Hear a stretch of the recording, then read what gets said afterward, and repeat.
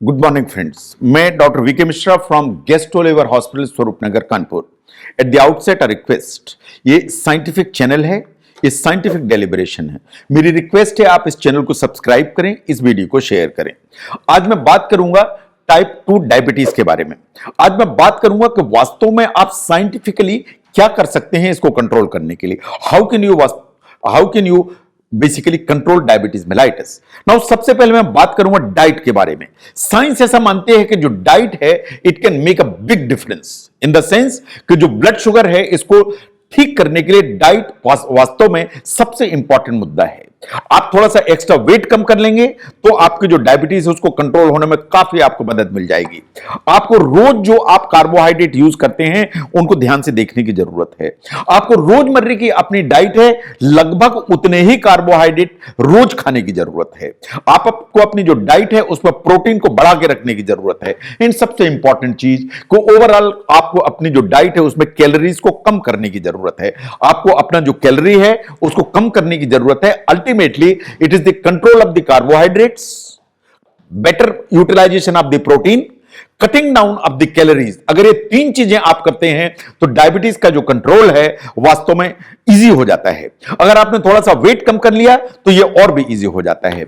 जहां तक एक्सरसाइज का सवाल है, चाहे हम एरोबिक एक्सरसाइज करें, चाहे हम स्ट्रेंथ ट्रेनिंग एक्सरसाइज करें या जस्ट वॉक करें, साइंस ऐसा मानती है कि किसी भी किस्म की जो एक्सरसाइज है वो डायबिटीज के कंट्रोल को बेटर करती है। वास्तव में अगर आप एक्सरसाइज करते हैं तो आपके ब्लड शुगर का लेवल कम आ जाता है। अगर आप एक्सरसाइज करते हैं तो आपके जो बॉडी का फैट है वो कम आ जाता है। अगर आप एक्सरसाइज करते हैं तो आपका ब्लड प्रेशर अगर ऊपर की तरफ रहता है तो वो नीचे आ जाता है। एंड सही बात यह है कि रेगुलर एक्सरसाइज करने से एक जो हार्ट का रिस्क है हार्ट डिजीज होने का वो हमेशा नीचे की तरफ आता है। साइंटिफिक रिकमेंडेशंस आर कि आपको रोज 30 minute on an average 5 days a week exercise करनी ही चाहिए। नाउ जहां तक डायबिटीज 2 या डायबिटीज मेलाइटिस का सवाल है, साइंस ऐसा मानती है that it is basically relaxation which is the important issue. जो स्ट्रेस है ये हमारी ब्लड शुगर को बूस्ट करके चलती है, ये हमारे ब्लड प्रेशर को भी बूस्ट करके चलती है। बहुत सारे रीजंस हैं जो इन्यूमरेबल हैं जो ये कहते हैं कि जो स्ट्रेस है वो ब्लड शुगर के लेवल को ऊपर लेके जाती है। अगर आप रिलैक्सेशन टेक्निक्स अप्लाई करते हैं, आप ब्रीदिंग टेक्निक्स यूटिलाइज करते हैं, आप मेडिटेशन यूटिलाइज करते हैं, आप विजुअलाइजेशन यूटिलाइज करते हैं, जो रिलैक्सेशन थेरेपी की श्रेणी में आती है, साइंस ऐसा मानती है इससे ब्लड शुगर का जो कंट्रोल है वास्तव में इजी हो जाता है। आप अपने दोस्तों से बात करें, फैमिली मेंबर से बात करें, काउंसलर की हेल्प लें, लेकिन एक relaxation is one of the important issues to control your blood sugar level.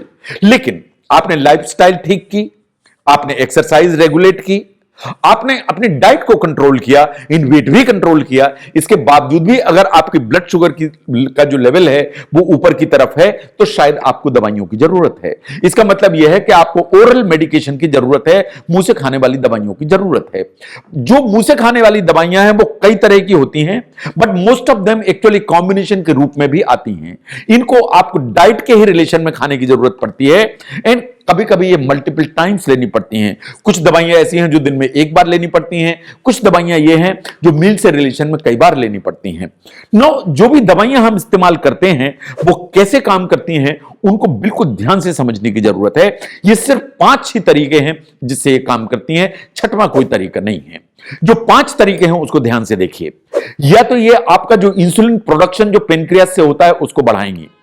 अगर इंसुलिन का प्रोडक्शन बढ़ेगा तो ब्लड शुगर बेटर कंट्रोल होगा।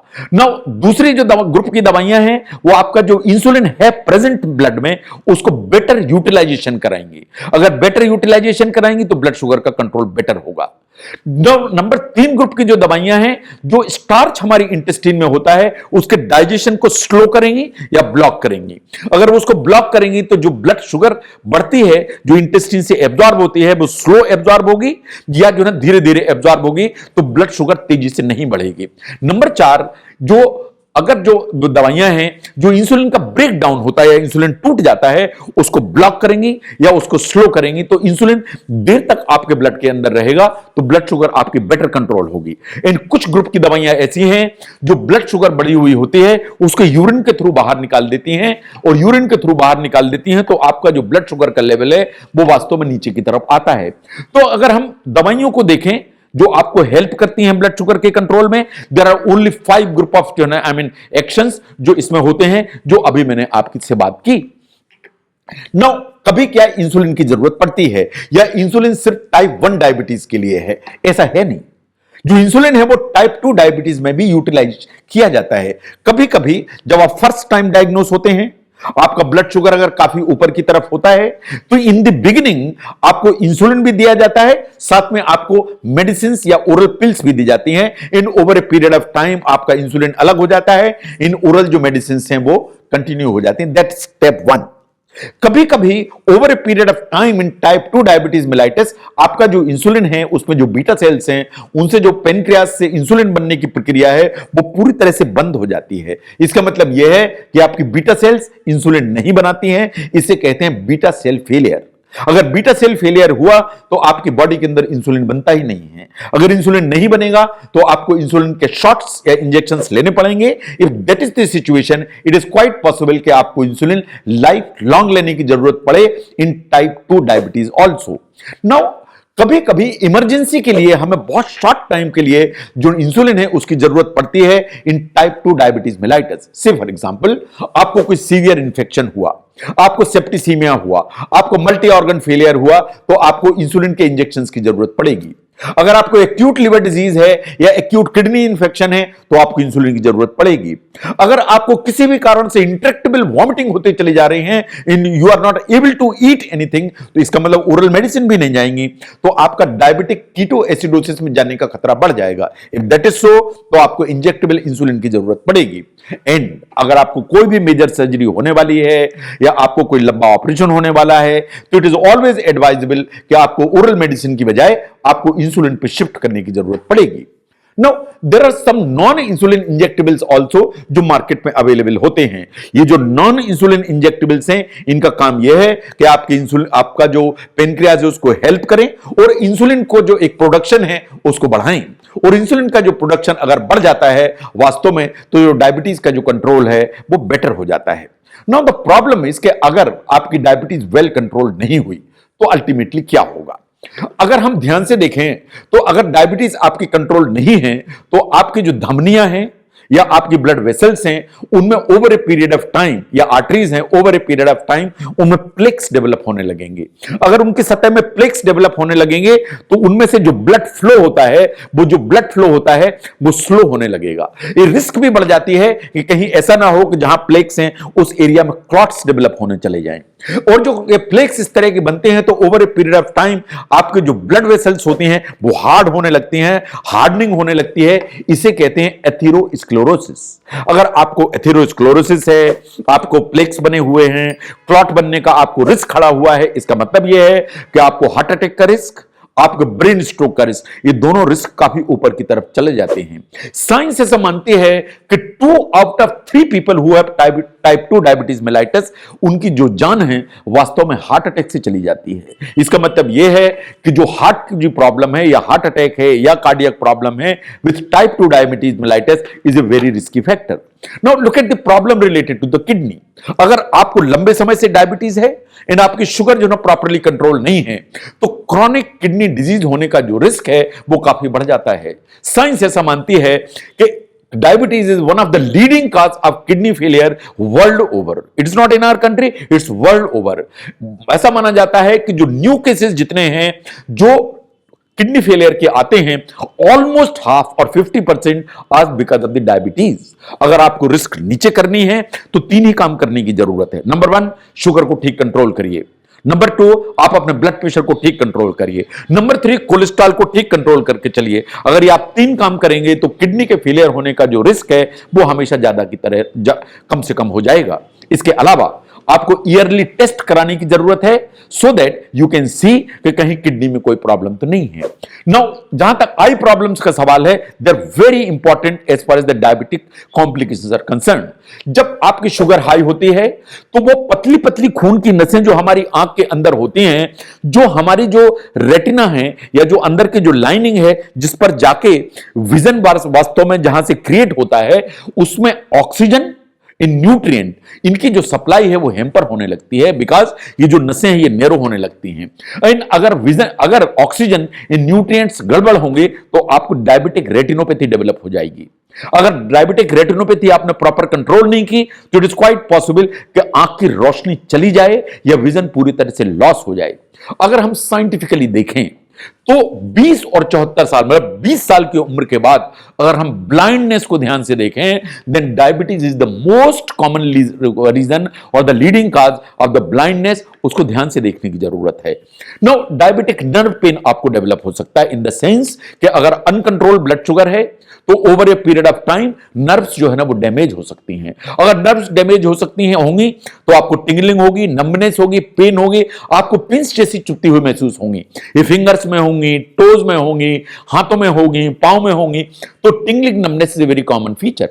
जो डैमेज एक बार होता है, साइंस ऐसा मानती है, तो उसे रिवर्स नहीं किया जा सकता। लेकिन अगर आप ब्लड शुगर को प्रॉपर्ली कंट्रोल करते हैं तो डैमेज जिस स्टेज में है उसको उसी स्टेज में रोका जा सकता है, उसका फर्दर जो डैमेज है वो रुक जाएगा। तो इसलिए किसी भी स्टेज पर जो एक ब्लड शुगर का कंट्रोल है वो पॉसिबली बहुत इंपॉर्टेंट हो जाता है। नो, जहां तक फुट इंजरीज का सवाल है या डायबिटिक फुट का सवाल है, it is one of the very important thing जो मैं समझता हूं आपको समझना चाहिए। नाउ, डायबिटीज के चलते अगर नर्व में डैमेज हुआ तो वास्तव में आपके जो पांव है उससे जो आपको सेंसेशन मिलता है वो वास्तव में आपको कम मिलता है। तो अगर पांव में छोटी सी चोट लग गई, घाव भी हुआ, तो आपको एहसास भी नहीं हुआ, बिकॉज सेंसरी जो नर्व्स हैं वो ऑलरेडी डैमेज्ड हैं। इसके अलावा आपकी ब्लड वेसल्स भी डैमेज्ड हैं, तो एक ब्लड सप्लाई भी उस एरिया में है वो भी प्रॉपर नहीं है। तो बहुत छोटी सी जो इंजरी है वो वास्तव में बड़ा रूप धारण कर सकती है। छोटा सा कट बड़े उसमें जो परिवर्तन हो सकता है, छोटा सा कट बड़े इंफेक्शन एंड अल्टीमेटली गैंग्रीन में कन्वर्ट हो सकता है। वास्तव में अगर डायबिटिक फुट हुआ, प्रॉपर्ली आपने ट्रीट नहीं किया, ब्लड शुगर आपने प्रॉपर्ली कंट्रोल नहीं की, तो ये इंफेक्शन आपका फैलता चला जाएगा। इन कभी कभार ऐसी नौबत आ जाती है कि एम्पुटेशन कराना पड़ जाता है, पांव के उतने हिस्से को निकलवाना पड़ जाता है। Now, next one is the teeth and the gum. ये भी वास्तव में हाई ब्लड शुगर के टारगेट्स हैं। अगर ब्लड शुगर हाई है तो आपकी ओरल कैविटी में वास्तव में जो बैक्टीरिया हैं उनको खाने के लिए बहुत सारा सामान है। अगर बैक्टीरिया हैं तो वो फ्लरिश होंगे। अगर बैक्टीरिया फ्लरिश होंगे तो आपके दांतों के ऊपर प्लेक्स डेवलप होंगे। अगर प्लेक्स डेवलप होंगे तो कैविटीज बनेंगी। कैविटीज बनेंगी तो टूथ डिके होगा या टूथ जो है ना सड़ेगा। अगर ऐसा है तो आपके गम का जो डिजीज है उसमें भी डिजीज डेवलप होने लगेगी। साइंटिफिकली ऐसा माना जाता है कि अगर आपका गम डैमेज हुआ तो इट इज क्वाइट पॉसिबल कि आपका जो टूथ है उसका लॉस हो जाए। इट इज क्वाइट पॉसिबल कि इंफेक्शन इतना वाइड स्प्रेड हो जाए मुंह में कि इसके चलते आपको पायरिया डेवलप हो जाए, जो वास्तव में ओरल कैविटी की प्रॉब्लम है। नाउ, द प्रॉब्लम इज कि क्या ये सब जो प्रॉब्लम्स हैं can you control diabetes mellitus? Can you control your blood sugar level? Can you avoid complications? This is the most important thing. ये बिल्कुल बात सही है कि साइंस ऐसा मानते हैं कि सब कुछ रोका जा सकता है।